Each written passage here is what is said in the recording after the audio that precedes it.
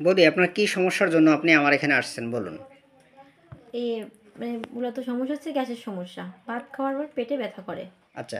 আর পিরিয়ডের আগে পেটে ব্যথা করে, পরেও পেটে ব্যথা করে।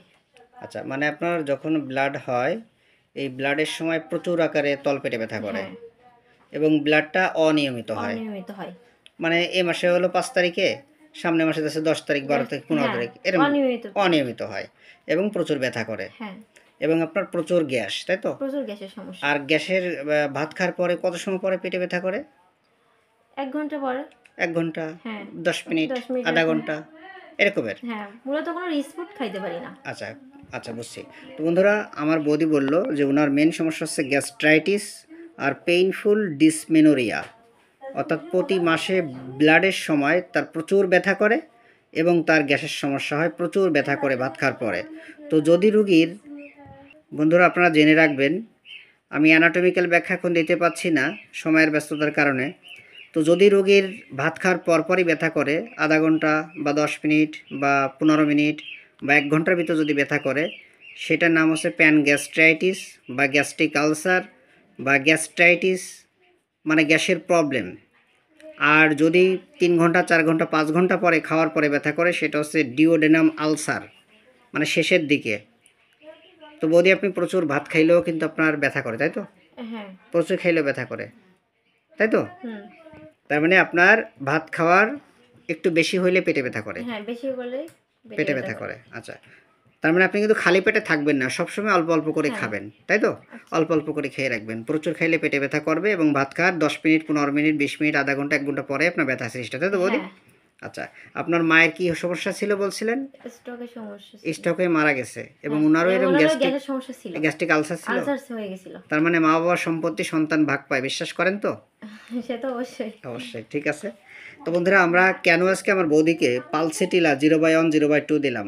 আপনারা জানেন মেয়েদের ওষুধ বলা হয় পালসেটিলাকে, কিন্তু মেয়েদের বিশেষ করে তাদের যে পেইনফুল ডিসমেনোরিয়া, এখানে পালসেটিলা কিন্তু থার্ড গ্রেডে রয়েছে। আপনারা রেপার্টরি দেখলে আপনারা অবশ্যই এখানে দেখবেন 727 নাম্বার পেজে যে।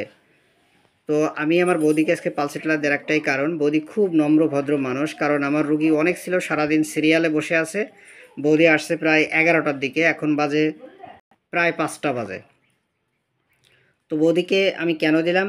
বৌদি, আপনি প্রচণ্ড গরমে কষ্ট পান, তাই বলেছেন। হ্যাঁ, প্রচণ্ড গরমে প্রচণ্ড এবং কষ্ট যদি হয়। শীতকালে ঠান্ডা বাতাস হয় বা ঠান্ডা আবহাওয়া হয়, সেখানেও আপনার খারাপ লাগে, তাই তো? খারাপ লাগে।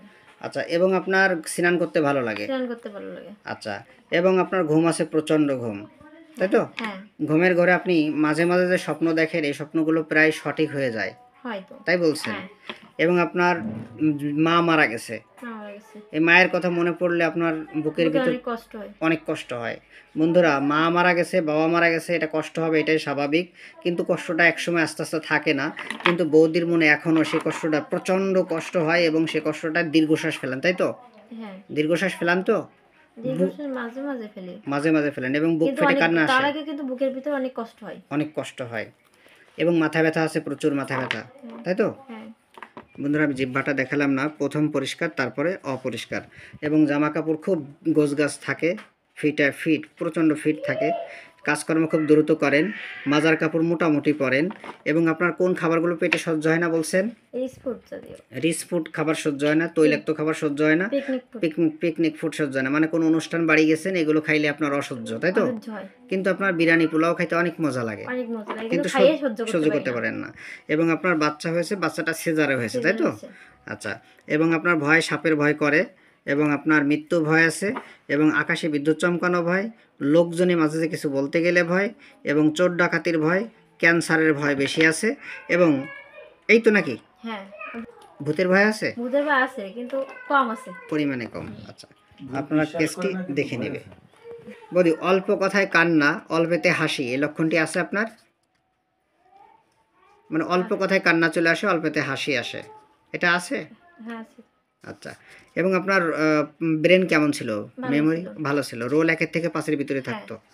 বন্ধুরা, পালসিটারা রোগীদের কিন্তু অনেক সময় দুর্বল হয় এবং মোটা প্রকৃতির হয়। আপনারা বৌদিকে অনেক মোটা দেখছেন না, কিন্তু দেখবেন আস্তে আস্তে পালসিটিলায় ওনাকে মোটা করবে আর কি।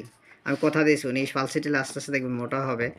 উনি স্বাভাবিক মানুষ, ওনার ওজন 48 কেজি, হাইট 5 ফিট 2 ইঞ্চি। পেটে ব্যথা আছে এবং ব্লাডের সময় প্রচুর ব্যথা করে এবং ব্লাড হওয়ার কত সময় আগে ব্যথা করে? একদিন আগের থেকে একদিন আগে থেকে ব্যথা করে, প্রচুর ব্যথা। চুল ঝরা রোগ আছে বৌদি? আছে।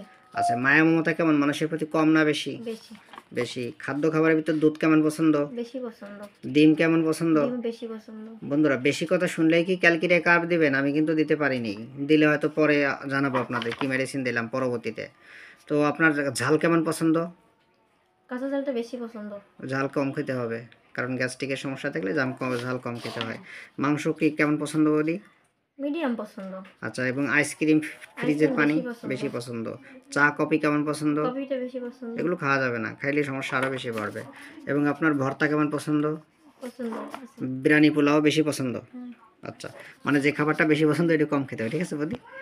আর হলো আপনার কোন খাবার পেটে সয় না বলছেন? রিচ ফুড এবং পিকনিক ফুড এবং আপনার ফ্যাটি ফুড, চর্বিযুক্ত খাবার, তৈলাক্ত খাবার এবং অনুষ্ঠান বাড়ির খাবার সহ্য হয় না। এবং আপনার রোগ কি ঘুরে ঘুরে একটার পরে একটা রোগ আসে বৌদি? না, মনে করেন মাথা ব্যথা আজকে, কালকে দাঁতে ব্যথা, পরের দিন মাজা ব্যথা, এরকম হয়? ওরকম কোনো সমস্যা হয় না। আচ্ছা, আপনার যে ব্লাডের সময় যে ব্যথাটা করে এটা কি তলপেটে শুধু থাকে না অন্য অন্য শরীরে? পেটে থাকে। আচ্ছা আচ্ছা আচ্ছা। আপনার মায়ের হলো কি ছিল, বাবার ছিল হলো পিএলআইডি, তাই তো? মানে মাজা ব্যথা, তাই তো? মাজার হাড় ক্ষয়। হ্যাঁ। এবং মায়ের হলো স্ট্রোক করেছিল এবং সে মারা গেছে এবং তার গ্যাস্ট্রাইটিস ছিল। আর হলো আপনার আগে প্রচণ্ড আকারে লিউকোরিয়া ভাঙতো, তাই তো? হ্যাঁ। এবং আপনার ভ্রমণ করতে খুব ভালো মজা লাগে। আর ব্লাড হচ্ছে ইররেগুলার এবং পেইনফুল।